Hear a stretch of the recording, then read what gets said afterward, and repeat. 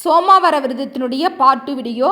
நம்ம நல்லா குளிச்சுட்டு சுத்தமான உடை உடுத்தி வீடு துடைச்சிட்டு நம்மளுடைய பூஜை ரூம் சுத்தம் பண்ணிவிட்டு கிச்சனையும் சுத்தம் பண்ணிவிட்டு நம்ம விரதத்தை வந்து மேற்கொள்ளலாம்.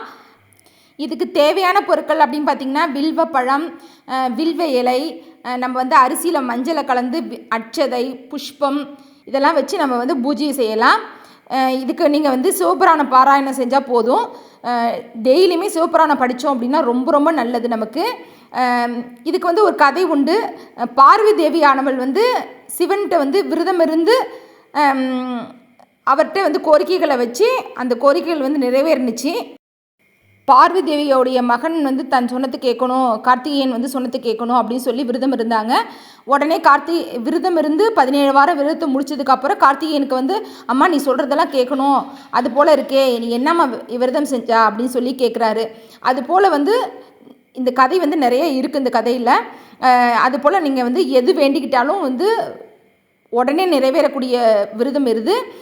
நம்ம வந்து கல்யாணம் ஆகாதவங்க, வேலை கிடைக்கணுன்ட்டு, குழந்தை இல்லாதவங்க எல்லாருமே வேண்டிக்கலாம். நீங்கள் 17 வாரம் தொடர்ந்து இதை பூஜை செஞ்சு நீங்கள் சிவபுராணத்தை படிச்சிங்கனாலே உங்களுக்கு நினைச்சதெல்லாம் நடக்கும். இது இப்போ இந்த உருண்டை வந்து நான் 3 கோதுமை உருண்டைகளை செஞ்சு நெய்வேத்தியம் பண்ணுறேன்.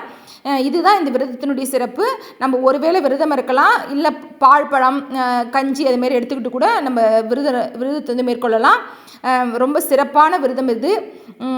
தொடர்ந்து 17 வாரம் நம்ம கண்டிப்பாக செஞ்சோம் அப்படின்னா நம்ம நினைச்சதெல்லாம் நடக்கும். இந்த உருண்டைகள் செய்கிறதுக்கு கொஞ்சமாக நெய் விட்டுட்டு கோதுமை மாவை வந்து வறுத்து எடுத்துக்கணும்.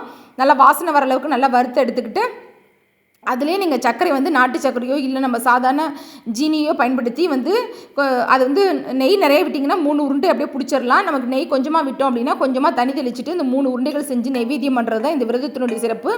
கடைசி வாரத்தில் வந்து நம்ம அடை மாரி செஞ்சு அதில் வெல்லத்தை வச்சு கோதுமை மாவில் அடை செஞ்சு அதில் வெல்லத்தை வச்சு நெய்வேத்தியம் பண்ணுறது. அது வந்து நான் அடுத்த வாரம் செய்ய போகிறேன். கண்டிப்பாக உங்களுக்கு அதை உங்கள்கிட்ட ஷேர் பண்ணிக்கிறேன். நீங்களும் வந்து சிவனை வந்து வழிபடுங்க. கண்டிப்பாக உங்கள் கோரிக்கைகளை வைங்க, கண்டிப்பாக நிறைவேறும். ரொம்ப எளிமையான விரதம் இது. இந்த விரதத்தை கண்டுபிடிக்கிறது ரொம்ப ஈஸி. நீங்கள் ஆனால் நினச்சது அத்தனையும் கைகூடும் உங்களுக்கு. சிவபெருமான் வந்து உங்களுக்கு அனைவருக்குமே அருள் புரிவார். ஆரோக்கியத்தையும் கடவுள் தருவார். கல்வி செல்வத்தையும் நல்ல புகழ் செல்வம் எல்லாமே கிடைக்கிறதுக்கு அவர் வந்து அருள் புரிவார். நம்ம ஆரோக்கியமாக சந்தோஷமாக வாழ்கிறதுக்கு சிவபெருமானை வேண்டிக் கொள்வோம். நன்றி.